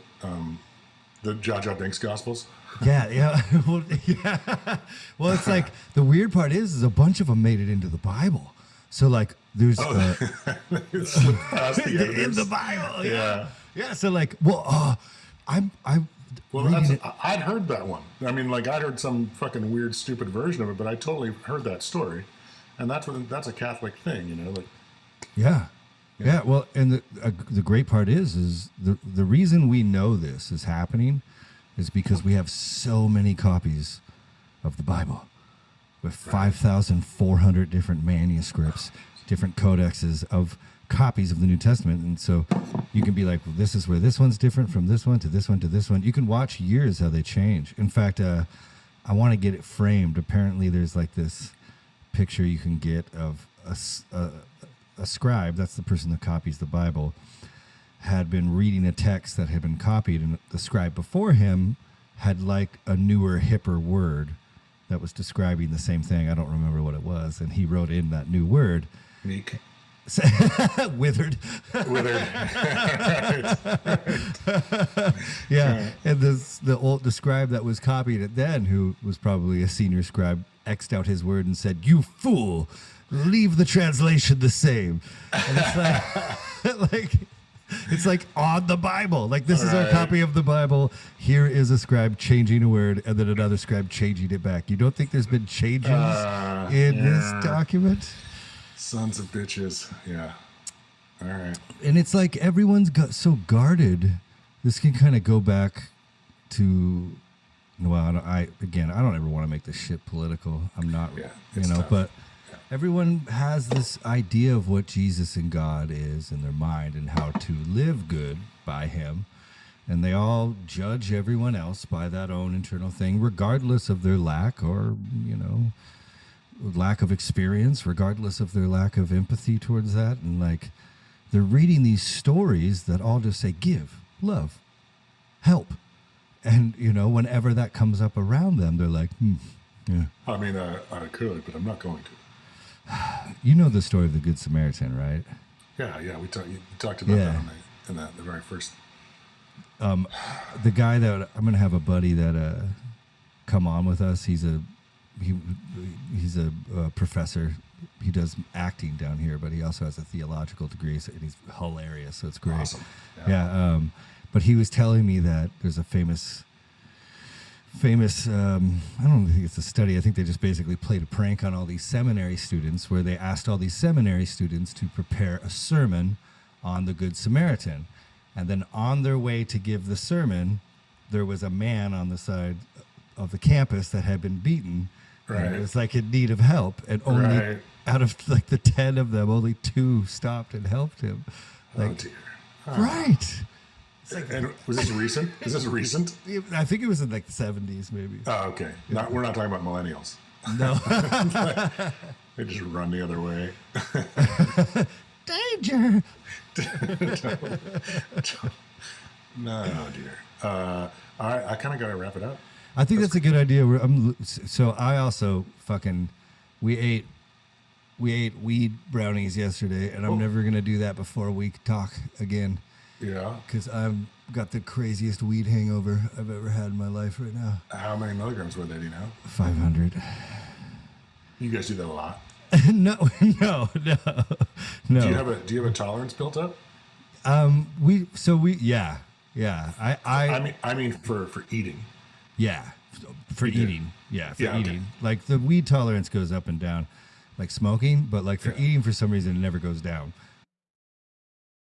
Kate we'll eat 1,000 milligrams each sometimes, and Kate will be totally fine. I'll be blasted, but mostly it's like this. Right. Like the next day, I'm like, my eyes are hard to hold open, and I'm not going to do this ever again. You know that's a different psychoactive, right? Yeah, it goes through the liver, right? And it scales. But when you're but THC doesn't scale. You can only get so high. Yeah. But that stuff, I don't remember which one it is exactly, but yeah. Yes, sir. Yeah. You can see the colors. I like going deep, man. Especially, you know what got me into edibles is plane rides. With all those plane rides we were doing.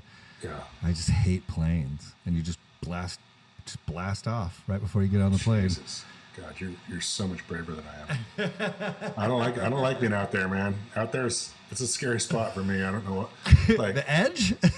Well, just like when I remember the last time I ate a cookie, a half a cookie, and my buddy later was like, "Yeah, I think they had about an 8 in each one."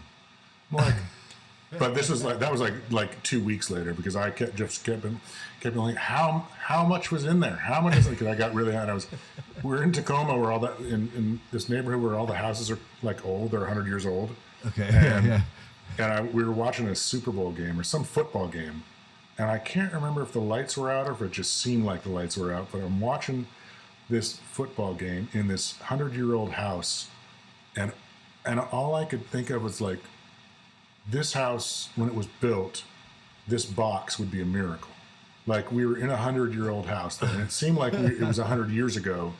Like I could sense that this house was this old. Yeah. And there's this really fucking weird box in the house. I'm like, this doesn't fit here at all. Right. It was really, and I couldn't even draw my own. I made him take me home, and I couldn't even draw my own bath. And I laid in the bathtub for probably 2 fucking hours until I started coming down. I was like, dude, how much is fucking in here? I can't do it. I'm not. Yeah, and that was probably too high, but it probably wasn't 1,000 milligrams.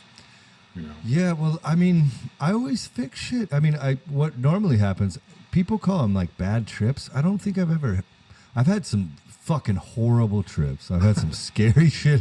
Like the scariest shit, I won't even, with monsters that are taller than universes, like eating me and shit. Right. And, it's usually always attached to something I'm fucking up in my life. Like, for instance, the first time I got really high like that, if you're lying about anything, you're not going to be lying about anything anymore. Like if you were holding a secret in and you get like that high, it's coming out. It's coming out. Yeah. And so that's what I really liked about it. Like it really allows me to air my dirty laundry.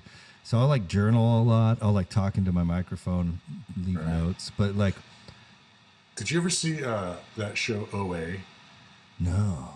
It's a Netflix thing. There's like 2 seasons, but it's they go into a dead place where they find the woman who's running the universe. And it's like this woman who's in a shawl and she's in this hut, but there's really just the universe around, and it's really crazy. And the first time I ever got too high from eating weed was at a Grateful Dead show. Oh, sick. And it wasn't the mushrooms and it wasn't the joints. I'm certain that it was the marijuana goo ball. It's like, those oatmeal balls that your parents make when you're a kid. It's like one of those, only it's just fucking resin. Yeah, basically you're eating a ball of nuclear waste. And we were sitting around before the show, and I'm like, no. I was getting so high. I'm like, I'm gonna go lay down in the tent. I went in the tent and I closed my eyes and I started seeing that woman's face. First I just saw it as a, like in my mind's eye, I took up the whole space. And then it was like the Brady Bunch. There were 9, like each one was her. And then it was like there were 16. And then there were 30, like just rows and rows and rows of her. And then back to her. And it was funny because I like, it's that woman. If you go to OA, it's a great show too. You should check it out. Okay. I don't think they get there until like the 2nd season, but it's pretty, like when they do, I'm like, oh. So that's obviously a really old thing that people have known, or I don't know, the woman, because that's exactly who it is. And I've tried to explain it before, and it was like, oh, that's weird. That's her. No, someone's been on that trip and seen that place you've been. Yeah. But boy, and they're like, oh no, you don't. You're not going to freak out and miss your first Grateful Dead show. Come on. And they drug me around this. I don't know. You know, the only thing I don't like more than being really high is being really high around a bunch of other people. Yeah, that's not. And fun. trying to make decisions together. That was horrible. You gotta have sitters. Yeah. Yeah. Yeah. Yeah. Yeah, it's important. Setting is everything. Yeah. I think I just clogged that thing. Oh, that's a bummer. Well, what do you? So you're going? You got shows this weekend, right? Is that what it is? No. We're going to Packwood this weekend. Okay. I'm good next weekend. I got some rehearsals next weekend. Marianne from Green Apple is coming out, and we're gonna rehearse on the 8th, and then we're gonna record 4 songs at Avast with Green Apple. No, just me and Marianne and her husband. That's sick. Who's her husband? Yeah. Oh man, Mark Spiders. He was the other one of the guitar players in Otis. I'm sorry, in Willard. Willard, the sound of fuck. I remember that fucking name in like Yeah. The Rocket or something like that. The Stranger. Totally. Yeah. He and, Otis P. Otis was the other guitar player, and Steve Weed from Tad was in it, and I forget who played bass in it, but yeah. Mark's been around forever, but they. Oh yeah, the three With of us. Verviers? No, at Avast with. Oh yeah. I don't know. Is that Stewart? Yeah, Stewart. He's awesome. He's a sweetheart. Yeah, totally. Yeah, I don't know. yeah. I don't know if he's. I'm sure he has other people work there as well. I don't know. Yeah, who that's Lenny Kravitz's old board. Oh, is it? That API. Mm-hmm. And that and so where Avast is now was something else before, right? I thought it's not up on 85th still. It's not up in that weird old office. It was a mail, a USPS. I thought it used to be over in like the Wallingford, and then it moved to now it's over in like Crown Hill. Oh, I see. We did the Wallingford days. We were in there. Yeah, we were in there for like a month and a half.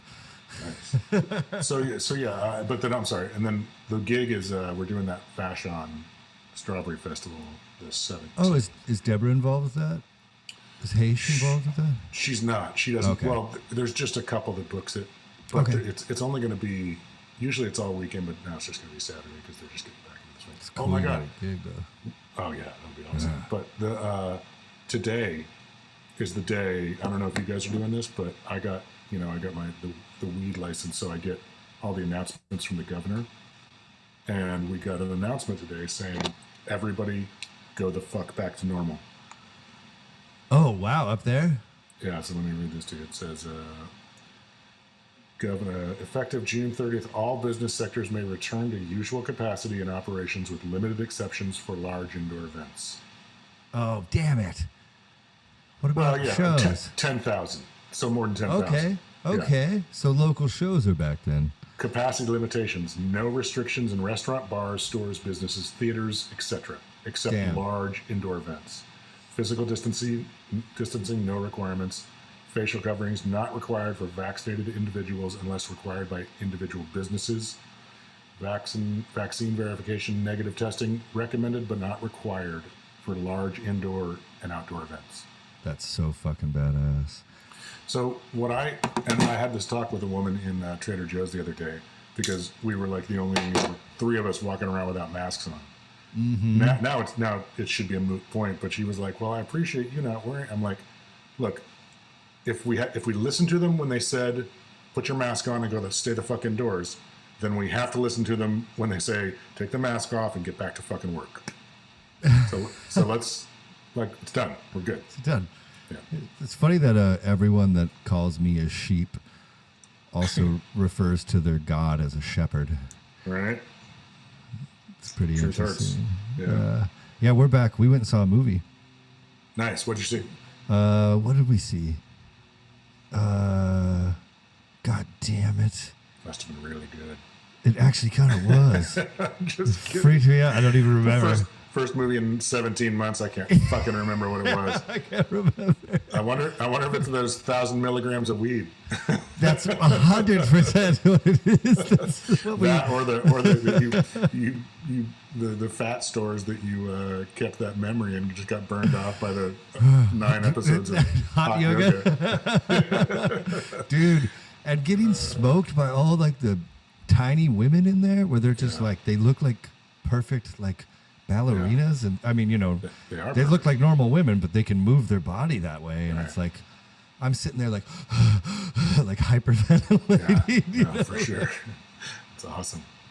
Yeah. Do you know how close you guys are to? Is there any game plan or any? I think we're open. Oh yeah. I think it was June 15th. Yeah, anyone who's fully vaccinated, no mask. So we haven't had to wear masks since the 15th. That's great. Out there, yeah, and like shows are popping up all the time, and that's why after this, it's just back on. We got. I think we got 3 more songs last week written. Awesome. We're just working, trying to go out and start playing shows now. Yeah, boy. And when are you coming up here next? Probably. Since this will all be edited, yeah. Plus, my dad's engine blew up. It cracked the fucking engine while you were driving it. Yeah, getting on I-5. It's because it's too hot. All the But also, what was his car like? Was he taking care of his car? That's the first thing I thought. I'm like, your dad lent you his car and it fucking breaks down. I can't. It was more of like the universe telling me that I was on the right path. That's why I texted you. I'm like, that's why because that podcast was good, because I've done so many of these with other people. They suck, right. And like, well, not some of them. Some of them are rad. They'll come out too. But like, man, like. That is such a metaphor for my childhood. My childhood was straight chaos. And we're talking to like sometimes near-death experiences, putting, my dad, I've watched my dad fall off homemade scaffolding and break both his feet. And we still worked for 6 hours that day. I've seen my dad's collarbone popping out of his skin. We still worked. He broke his back in 3 spaces and we still worked. We still fucking worked. I'm sensing a theme. Yeah. Compound fracture maintenance.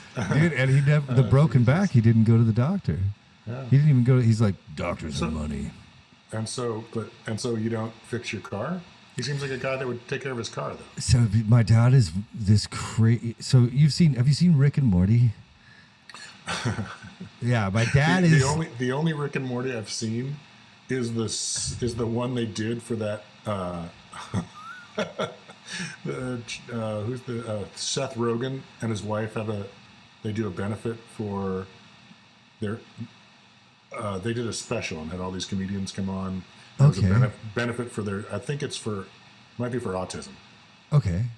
And Rick and Morty did they had a special Rick and Morty thing, and I don't know if this is what the regular cartoon is like because I've never seen it, but they are like, put the tape in, let's see it, and they put the tape in, and one of them is like bent over, they're both naked, and one of them is bent over looking back at the camera while poo comes out of his butt. Oh my god! And the other one's standing there smacking his dick back and forth between his thighs. That's my favorite. That's what I do that all the time. No, it's great. We all do that, but it's like you don't ever see. That's like filming someone picking their the toe jam out of their toe and smelling it. Everyone does it. I mean, not women, but no one. It's like have you ever seen that one? Is that always what Rick and Morty's about? No. You got to find that too. That's the Seth Rogen autism special. I don't know if I want to hate Rick and Morty. I don't know. I don't think like it. See, you if you already knew about Rick and Morty, then I don't think it would. Okay. I don't think it would taint your. See how I worked that word in. I don't think it would taint your experience with them. But that's the first thing I ever saw, so I can't get it out of my fucking head. It's just like, I don't know where. Can't unsee that. Yeah. Well, my dad is like the guy from Back to the Future. Doc from Back to the Future, except he's like Christopher Lloyd. Yeah, so he's like, he grew up really poor in a family that was really poor, and they all worked their dicks off, and immigrant farmer types, and he's like every house we've lived in up until the divorce, we've built ourselves. Like the family built, like poured foundation, did all the wiring. So we've built 3 homes. I've built 3 homes with him now, form to finish. And like every car we have, he'll never buy like a new car. He races Porsches. He loves these little 914s. And they're made up of 7. Those are actually Volkswagens. Right, yeah. Yes, they are. Yeah, no, he finally got a real one. Thank God, he deserved it. But we'll always just piece them together, right? And so he has this Jeep that he pieced together. He got like this extra fan he put on there because the engine gets way too hot. But he never told me about this. And there's an extra switch that you're supposed to turn on, but he never told me about this. And everything's just held together with duct tape because he knows how to do everything. So he's too busy to actually complete one task fully, perfectly. Right. And he's my favorite though. He's insane, and I love him. Yeah. And he's crazy, and he can build you a fucking house in a night. Like. Right. Yeah. He can make shelter. It's important. Rick and Morty, you need to start watching it. It's my favorite fucking thing. But have you ever heard of this idea? So let me preface it by this: infinity is real, right? Like you can sequence numbers in a way that the numbers just keep growing and growing and growing and growing forever. And so that is kind of a thought experiment that in a way proves infinity. You could say, wow, there's a good case for this. So pi, right? So yeah, well, if infinity is real, then this is where the multiverse theory comes from. That means that right now, in a distant universe, there's a Leif and a Geoff Redding having the same exact conversation, except you have one hair right here different. And now think about every variation. Like in one of them, we have only dicks that come out of our faces. Right. And we're saying... And anything you can imagine is happening in somewhere else. I mean, if you look up at the fucking... Stars. It's not a that's the multiverse right there, dude. That picture where like they just trained the Hubble on this kind of dark patch of sky for like for 8 hours or whatever, like, and they came back and it's got like unlimited. It's got infinity universes in just in that. Just goes.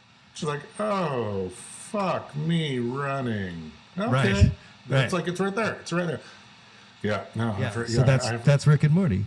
So the idea is they're right. Yeah. So this guy is the smartest guy ever, and he can go through. He built a portal gun that gets him through every single multiverse. He can do it. He's kind of a god. That's Rick and Morty. And which one can do it? Rick is a scientist who's the smartest thing that's ever lived, and his grandson is the dumbest thing that's ever lived. So his grandson is camouflage for him. So like the things in the universe that want to steal his brain and kill him, and like having his grandson on adventures camouflages him from like the bad guys. So that's why it's Rick and Morty. It's really funny. And Morty is his grandkid? Yeah. Oh, so they're related, those two, and they were. You just got to get into it because his daughter gets. Yeah, really I love it. That's great. I never would have guessed that. That's why I've never looked into it, because like my first was like this naked pooping smacking, and I'm like, oh, gross. It's like really weird. It's random as fuck. Right. It's random as fuck. Yeah, but it's hilarious. But now I'll do this, but then I need you to go back and find that Seth Rogen thing, so you can know how burned it was into my. Yeah. And I think we should end it on that. Everybody else should go look at that thing also. Yeah. Yeah, that's a good idea actually. Yeah. We're gonna have a lot of angry emails. Yeah. Totally.